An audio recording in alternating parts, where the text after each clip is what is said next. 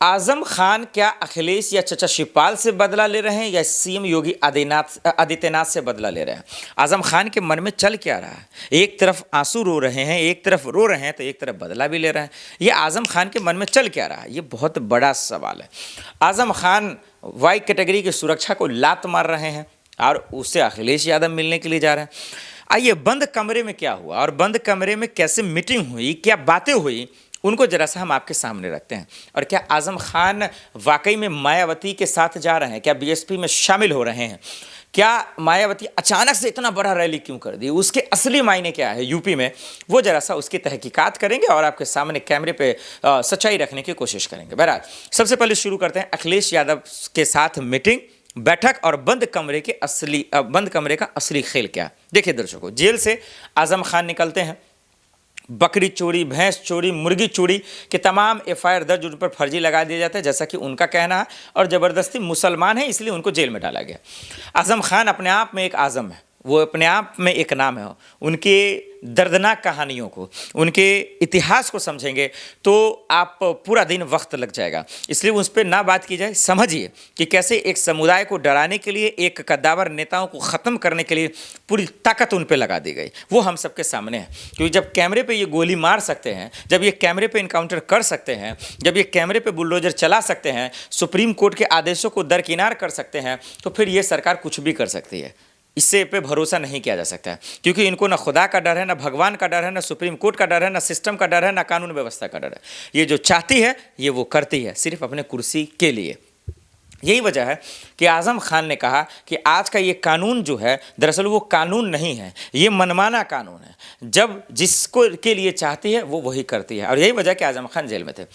इसके बाद इनका दर्द क्यों हुआ कि चलिए ये तो जुल्म करने वाले जुल्म कर रहे हैं, ये तानाशाही लोग परेशान कर रहे हैं, लेकिन सवाल ये है कि जिसने इन्होंने लड़ा, जिनके लिए लड़ा, जिनके लिए वोट मांगा, वो इनके साथ क्यों नहीं खड़े हैं? चचा शिवपाल, अखिलेश यादव, डिम्पल भाभी, ये सवाल आया, यानी कि सपाई क्यों नहीं इनके साथ खड़े हुए?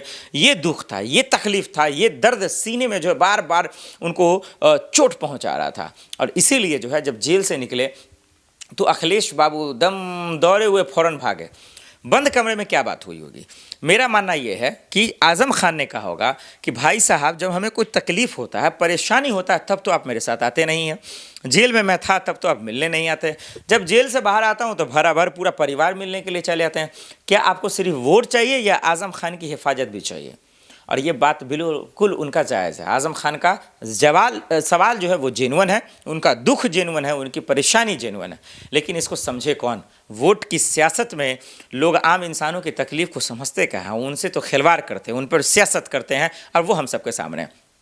यही वजह है कि आजम खान और अखिलेश यादव के बीच की जो बातचीत थी वो हम सबके सामने आई, और मिलना बहुत ज़रूरत है, क्योंकि वोट चाहिए भाई साहब। मुसलमानों के वोट पे राजनीति सबको करना है, वोट सबको लेना है, लेकिन उनके हक और हुकूक की बात कोई नहीं करेगा। चाहे वक्फ बिल की बात हो, ट्रिपल तलाक की बात हो, सीए की बात हो, एनआरसी की बात हो, सबको सिर्फ लात मारा जाएगा, उस पर कोई नहीं आएंगे। चाहे नीतीश बाबू का हाल क्यों हुआ ऐसा?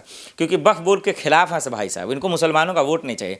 तो मुसलमान इतना मूर्ख थोड़ी ना है, वो भी अक्लमंद है। तो आजम खान से बात यही हुई होगी, जो हुआ उसको भूल जाइए, अब आगे बढ़ते हैं। यही वजह है कि आजम खान को लेकर इस तरह की खबरें आई कि क्या वो सपा छोड़ देंगे, क्या अखिलेश से नाराज़ हैं, क्या चचा शिवपाल से नाराज़ हैं, और क्या सीएम योगी से बदला ले पाएंगे। ये तमाम जो सवाल है वो इसलिए इर्द गिर्द चल रहा था क्योंकि आजम खान के साथ बहुत ज़्यादती हुई थी, बहुत उन्हें परेशान किया गया था, और यही वजह है कि मायावती ने रैली की। अब मायावती जी और चचा शिवपाल, माफ़ कीजिए, आजम खान की क्या जो स्ट्रेटजी है, रणनीति है, क्या शामिल होंगे, आइए उसको बारीक से आपको समझाते हैं। तो आजम खान क्या मायावती के साथ जो है दलितों के लिए लड़ाई लड़ेंगे? क्या कैमरे पे चचा शिवपाल, अखिलेश और योगी के खिलाफ लड़ाई लड़ेंगे? क्या मायावती की रैली का मकसद ही यही था कि आजम खान आइए हम आपके लिए खड़े हुए हैं? क्या मायावती में अब वो दम और खम क्या बचा है कि यूपी की सियासत में अपने आप को जगा सकती हैं? और अगर ऐसा है तो फिर वो सीएम योगी आदित्यनाथ की तारीफ क्यों कर रही हैं? आइए इन तमाम खेल बेल को समझिएगा, और इस सियासत की खेल को, असली खेल को जब समझ लेंगे तो आप समझ जाएंगे कि आजम खान क्या करने वाले हैं।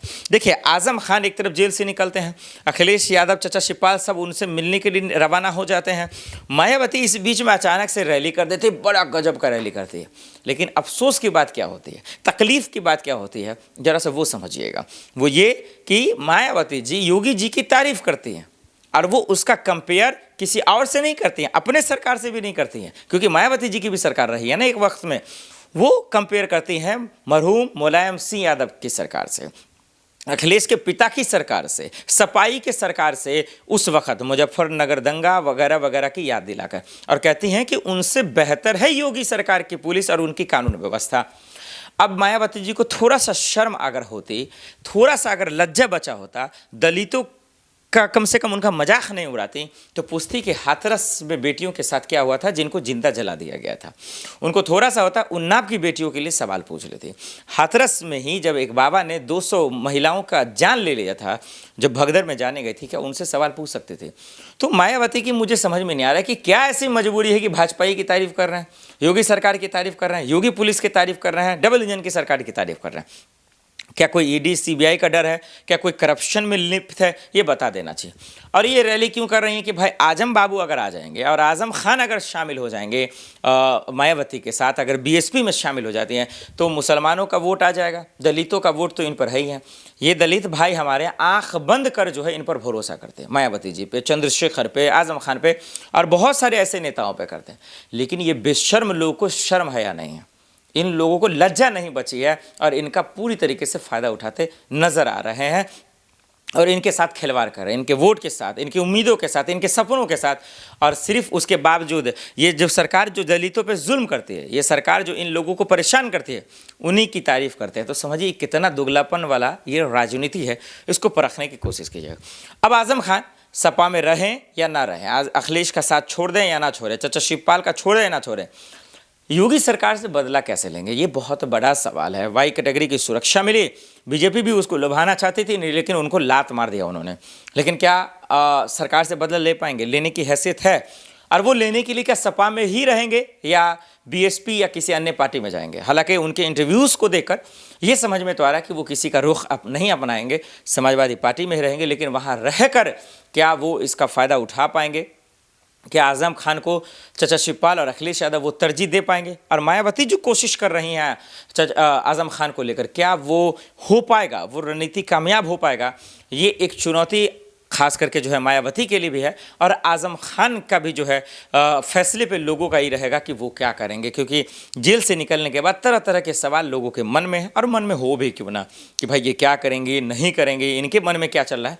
ये तमाम ऐसे सवाल है जो आज गफलतबाजी का शिकार हो रहे हैं। ये तमाम ऐसे सवाल है जो लोगों को परेशान कर रहा है। ये तमाम ऐसे सवाल है जो लोग जानना चाह रहे हैं, समझना चाह रहे हैं, बूझना चाह रहे हैं। दर्शकों, आपको क्या लगता है आजम खान खास करके क्या करेंगे यूपी की सियासत में 27 को लेकर? कमेंट कर ज़रूर बताइएगा।